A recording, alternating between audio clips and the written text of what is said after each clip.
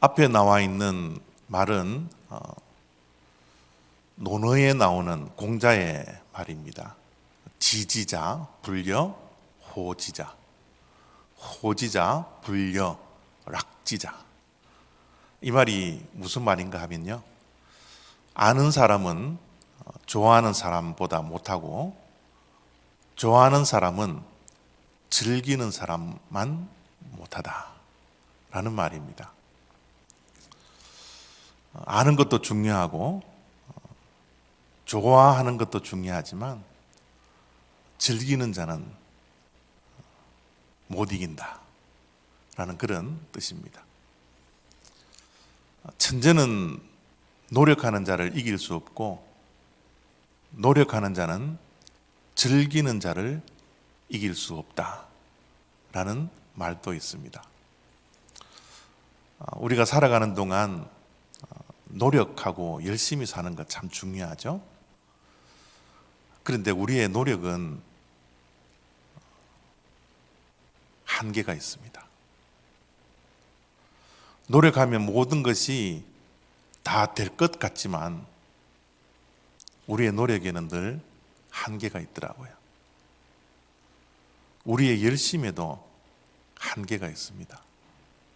그것을 극복하기 위해서는 우리가 즐겨야 합니다. 즐기는 자가 최후의 승리를 얻는 것입니다. 즐기는 것이 행복입니다. 행복한 자는 즐기는 자입니다.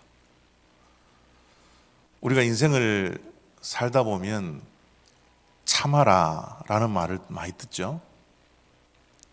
그리고 우리 또한 참으면서 살아가고 있습니다. 그런데요, 참는 자는 행복하지 않아요. 인생을 참으면서 살지만 참는 것은 행복이 아닙니다.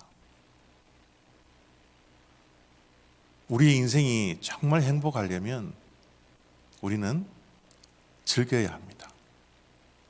셰익스피어가 이런 말을 남겼습니다. 힘들 때 우는 자는 3류 인생이고요, 힘들 때 참는 자는 2류 인생이고요, 힘들 때 즐기며 웃는 자는 1류 인생이다. 이런 말을 남겼습니다. 힘들 때 우는 것보다 참는 것보다 웃는 자가 1류 인생이라는 것, 우리는 기억하며 살아야 합니다. 오늘 제56회 슈퍼볼이 있는 날입니다. 여러분들은 관심이 있는 분들이 있는지는 모르겠지만 저는 전혀 관심이 없습니다.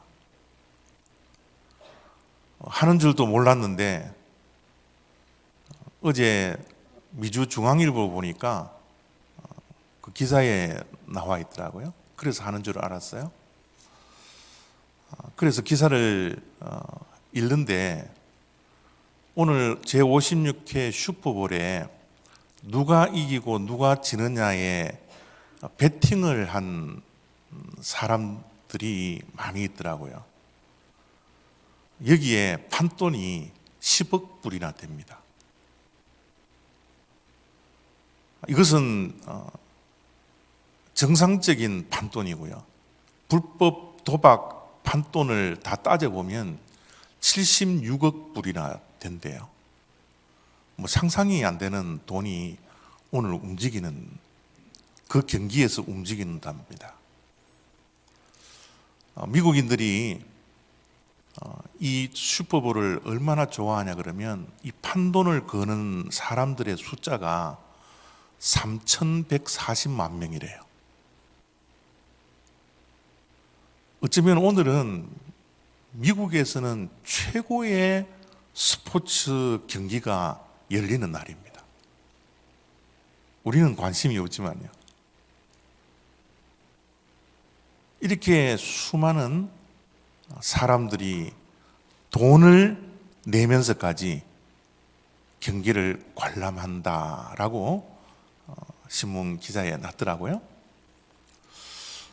오늘 저 경기에서 승리하고 이기는 자가 누구일까? 물론 우리는 오늘 슈퍼볼을 하는 팀들의 이름조차도 모르지만 과연 누가 승리자일까? 진정한 승리자는 오늘 승부에서 이기는 자가 아니라 저 스포츠를 즐기는 자입니다. 진정한 승리자는 즐기는 자예요. 즐기는 자가 행복한 겁니다. 행복한 자가 이기는 자라는 것 기억하셔야 됩니다. 그래서 가장 뛰어난 사람은 즐기는 사람이다. 이렇게 말씀을 드릴 수가 있습니다. 오늘 우리가 읽었던 시편 1편은 복 있는 사람이 누구인가를 가르쳐주고 있어요. 시편 1편은 시편 150편 전체의 서론과 같은 말씀이거든요. 이 서론이 시편 150편 전체를 이끌어주는 가이드 역할을 합니다. 시편 전체는 어떤 자가 정말 복 있는 자일까? 어떤 자가 이 땅에서 행복하게 살아가는 자일까? 그것을 우리들에게 교훈하는 말씀입니다. 1절을 봅니다. 복 있는 사람은 악인들의 꾀를 따르지 아니하며 죄인들의 길에 서지 아니하며 오만한 자의 자리에 앉지 아니하고. 이 세상에는 행복한 사람도 있고요, 불행한 사람도 있습니다. 이 세상에는 복 있는 사람도 있고요, 복 없는 사람도 있어요. 여러분들은 행복합니까? 복 있는 사람입니까? 우리 옆에 있는 분들이 행복하게 보이나요? 불행하게 보이나요? 복 있는 사람처럼 보입니까? 복 없는 사람처럼 보입니까? 과연 그 기준이 어디에 있을까요? 우리가 생각하는 행복과 불행의 기준이 무엇입니까? 우리가 생각하는 복 있는 사람의 기준과 복 없는 사람의 기준이 과연 어디에 있습니까? 물론 세상적인 잣대는 분명히 있을 겁니다. 세상적인 기준은 물론 따로 있을 거예요. 그러나 우리 믿는 자들은 우리의 모든 생각과 우리의 행동의 모든 기준은 하나님의 말씀에 있기 때문에 하나님의 말씀은 어떤 자를 복 있는 자라고 할까? 하나님이 보시기에는 어떤 자가 행복한 자일까? 과연 하나님이 기준으로 삼는 행복의 기준은 무엇일까? 방금 읽어드린 1절 말씀은 그 기준을 이야기하고 있는 거예요. 복 있는 사람은 이런 기준을 가지고 있어야지 하나님 보시기에 행복한 자다, 하나님 보시기에 복 있는 자라라고 그 기준을 우리들에게 주시는 말씀입니다. 자, 1절 말씀에 의하면 복 있는 사람은 어떤 기준을 가지고 있어야 합니까? 바로 방향입니다. 하나님의 행복의 기준은 소유에 있지 않아요. 더 많은 것을 가졌기 때문에 내가 행복하다? 그것은 세상적인 기준이고요. 하나님의 기준, 하나님의 행복관, 그것은 방향에 있다라는 겁니다. 복 있는 사람은 악인들의 꾀를 따르지 않는다라는 거예요. 행복한 사람은 악인의 방향대로 함께 걸어가지 않는다라는 겁니다. 우리의 인생의 방향이 얼마나 중요한지 한번 보십시오. 1절 말씀에 복 있는 사람은 악인들을 따르지 아니하고 죄인들의 길에 서지도 아니하고 오만한 자의 자리에 앉지도 아니한다라는 겁니다. 이 방향이 얼마나 중요하나 그러면 우리가 따르다 보면요, 우리가 죄인들의 길에 서버려요. 서서 거기에 머물러 버립니다. 우리의 방향이 잘못되면 죄인들의 길에 머물 뿐만 아니라 오만한 자의 자리에 앉아버립니다. 그것이 자기 자리인 것처럼.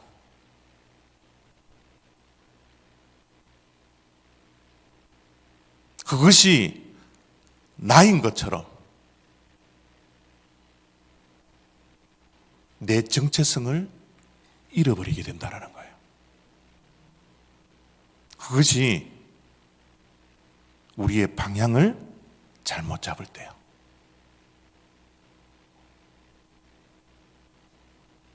이 세상에서 행복한 자, 복 있는 사람은 방향을 정확하게 바르게 잡고 그 방향을 향하여 걸어가는 자입니다.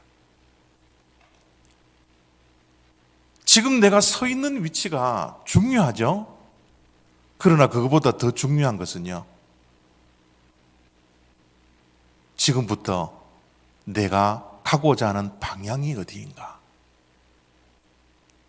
위치보다 방향이 훨씬 더 중요합니다.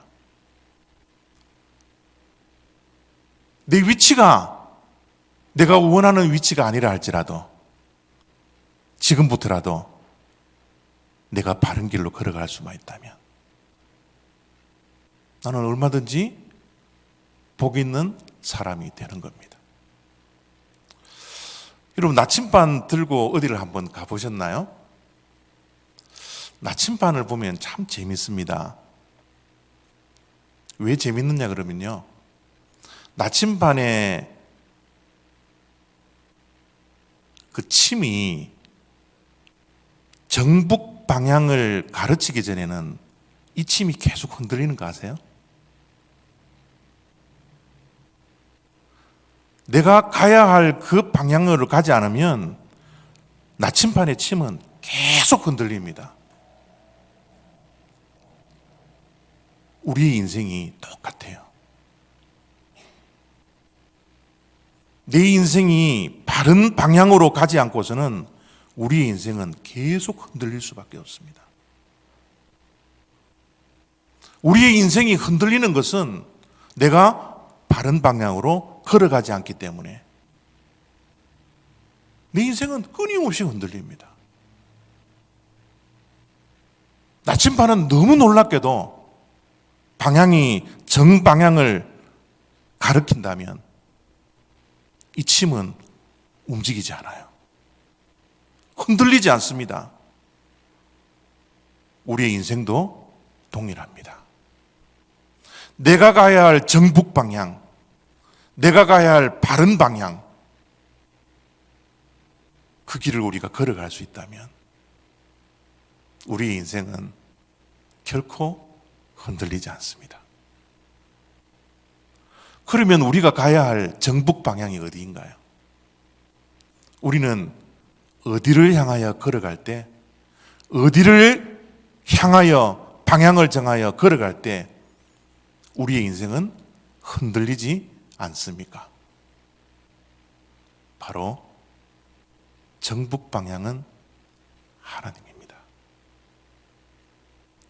하나님 이외의 모든 방향은 우리를 흔들리게 할 뿐이에요.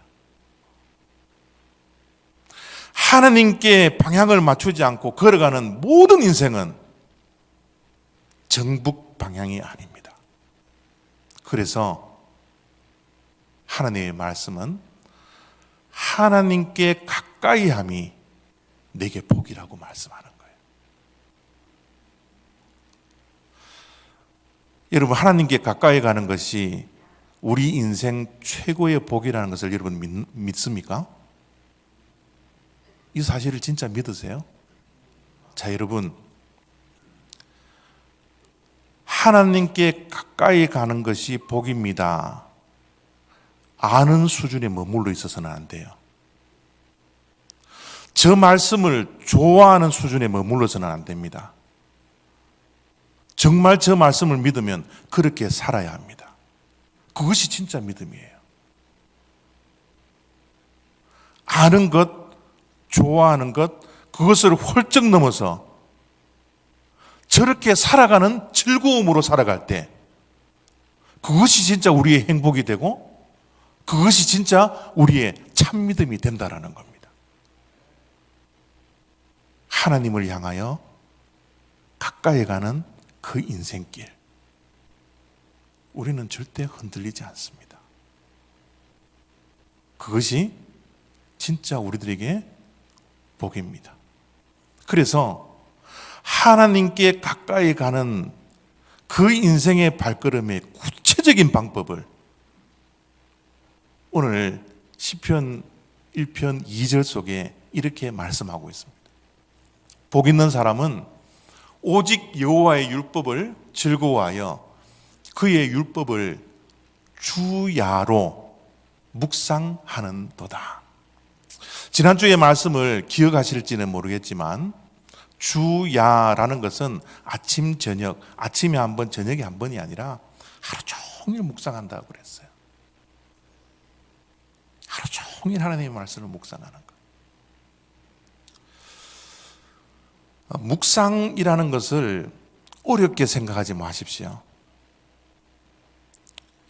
묵상이라는 단어를 여러 가지로 설명해 드릴 수 있지만 묵상이라는 단어를 이렇게 기억했으면 좋겠습니다.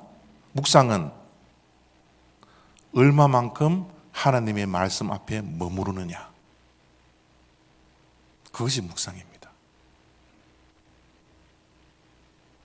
하루 종일 주야로 하나님의 말씀에 머무르는 것, 머물러 있는 것, 그것이 묵상의 삶입니다. 아유, 목사님, 그게 가능할까요? 하루 종일 어떻게 말씀 앞에 머물러 있습니까? 그게 정말 가능한 일입니까? 여러분, 주야로 하나님의 말씀을 묵상하는 것, 이것이 가능합니까? 왜 고개를 이렇게 흔들면 안 되는데요? 이렇게 흔드셔야 돼요. 예, 정말 가능합니다. 어떻게 가능합니까? 말씀을 즐거워할 때요. 2절 말씀을 보십시오. 어떻게 말씀을 하고 있습니까? 오직 여호와의 율법을 즐거워하여 그의 율법을 주야로 묵상하는도다. 하나님의 말씀을 즐거워하지 않으면, 하나님의 말씀을 즐겁게 여기지 않으면 우리가 하나님의 말씀에 오랫동안 머물러 있지 못합니다. 밤낮 주야로 하나님의 말씀을 즐거워할 때 우리가 오랫동안 머무를 수 있지,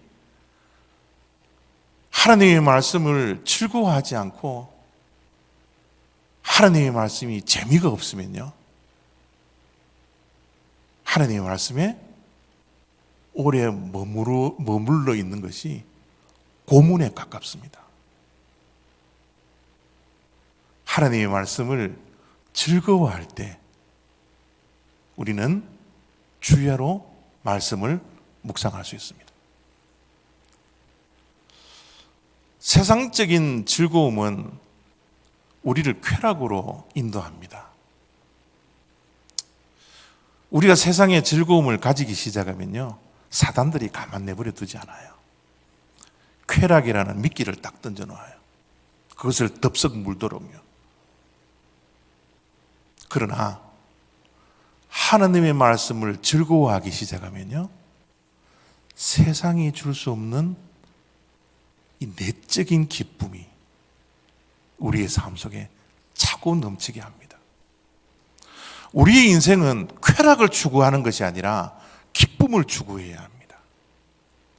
쾌락은 사단들이 주는 거지만 기쁨은 하나님께서 주시는 거거든요. 하나님의 말씀은 우리를 기쁨으로 안내를 합니다. 여러분, 하나님의 말씀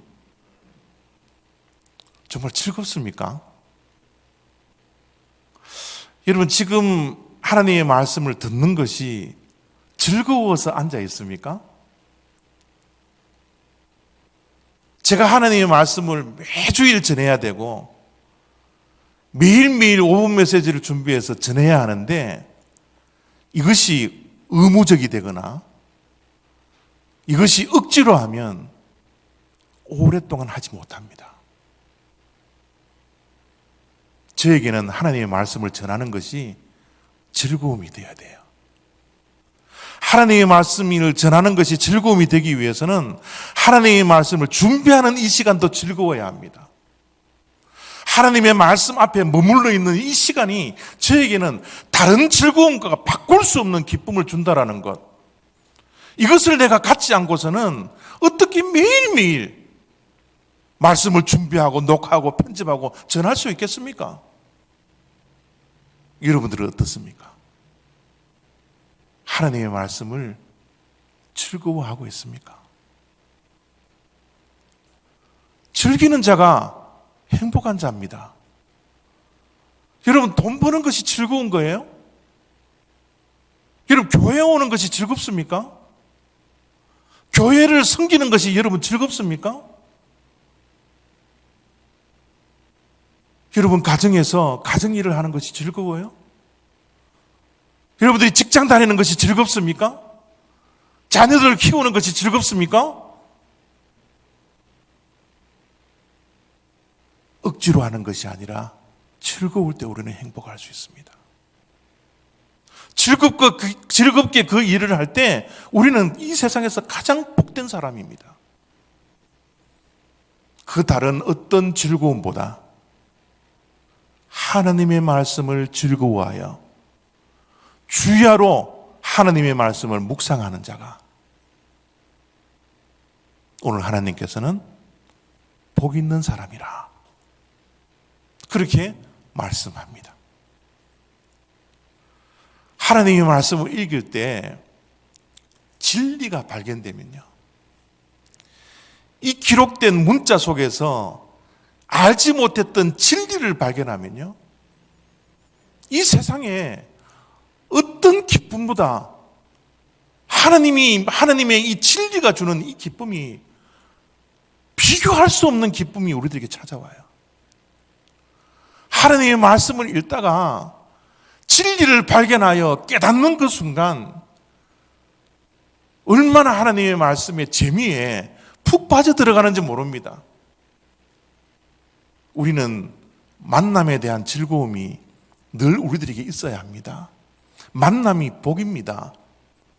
매일매일 하나님의 말씀을 쓰신 하나님의 말씀의 저자인 하나님을 성경을 통하여 말씀을 통하여 만날 수 있다는 게 이것이 얼마나 큰 기쁨입니까? 하나님의 말씀 앞에서 들려주는 하나님의 음성을 들을 때 이거보다 더 큰 기쁨이 어디에 있습니까? 여러분, 우리가 불행한 것은요, 소통이 되지 않기 때문에 불행한 거예요. 우리가 싸우는 이유가 소통이 되지 않기 때문에 싸우는 겁니다.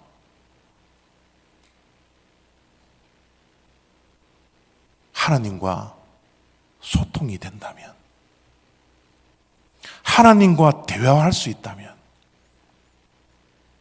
그보다 더 큰 기쁨이, 더 즐거움이 어디에 있습니까?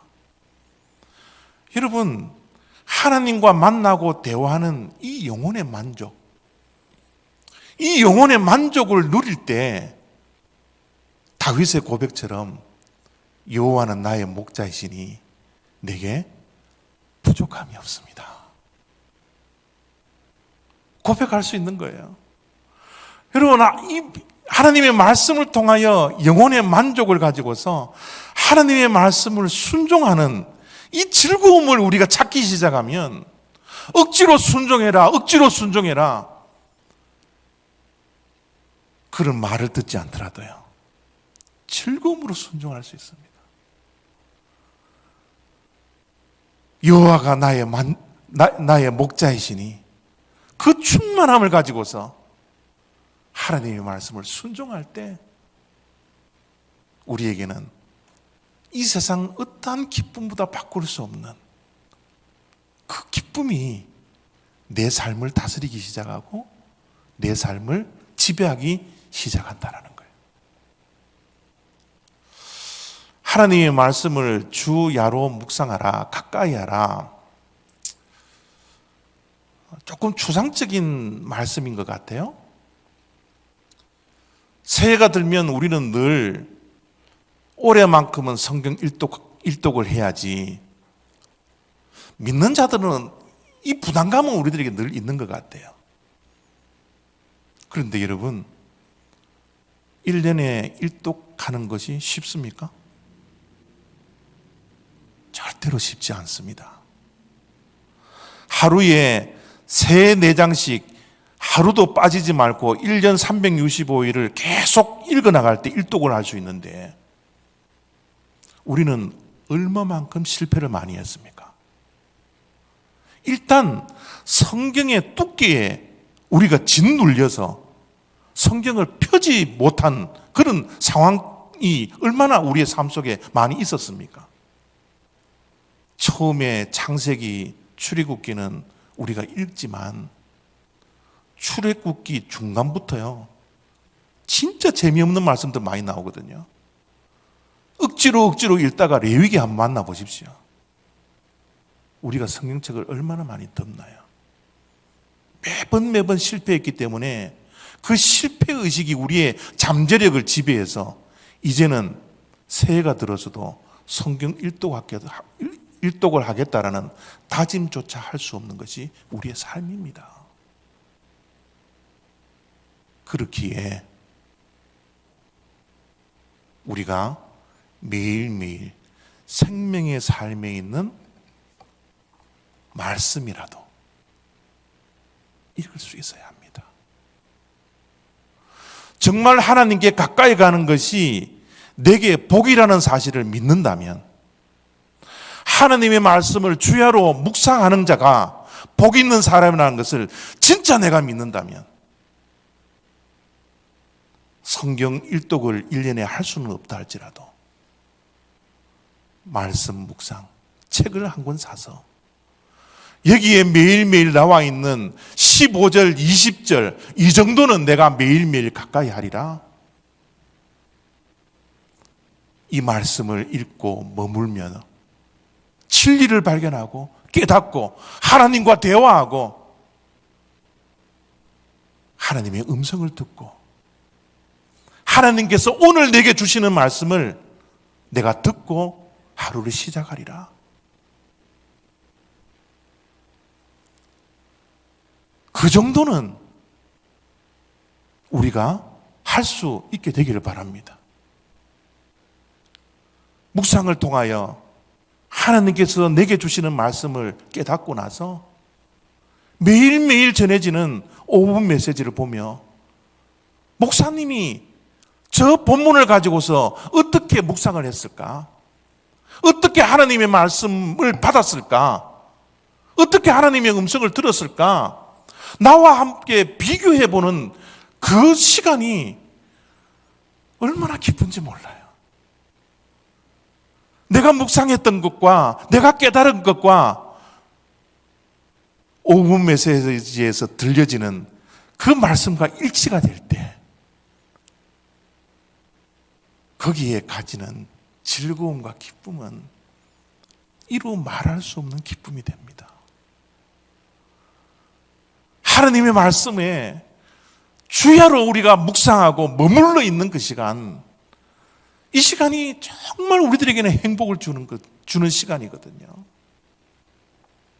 특별히 여러분, 하나님의 말씀이 즐거워지기 위해서는요, 하나님의 말씀이 즐겁게 다가오기 위해서는요, 하나님의 말씀이 내 이야기가 되어야 합니다.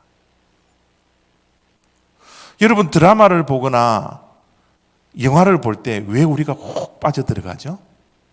물론 시나리오 작가가 기승전결을 잘 기가 막히게 다 잘 만들어 놓았을 겁니다. 그래서 우리를 그 드라마나 영화 속으로 인도를 하지만, 정말 드라마가 재밌고 영화를 즐기기 위해서는요, 그 영화 속에, 드라마 속에 있는 주인공들이 내 이야기를 하는구나 라고 할 때 우리는 깊이 빠져들어갈 수 있어요. 하나님의 말씀도 동일합니다. 하나님의 말씀이 매일매일 나에게 주시는 말씀이라는 것을 우리가 믿고 깨달을 때 말씀 없이는 살아갈 수가 없어요. 매일매일 묵상하지 않고서는 살아갈 수가 없습니다.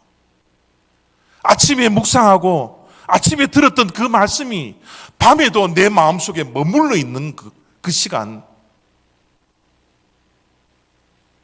하루를 내 마음대로, 내 뜻대로, 내 계획대로 살아가는 인생이 아니라 하나님께 가까이 가는 것이 내게 복이라는 사실을 믿는 그 믿음으로 주야로 말씀 앞에 오랫동안 머물러 있는 것이 이 세상에서 가장 복 있는 사람이라는 것을 믿는 그 믿음이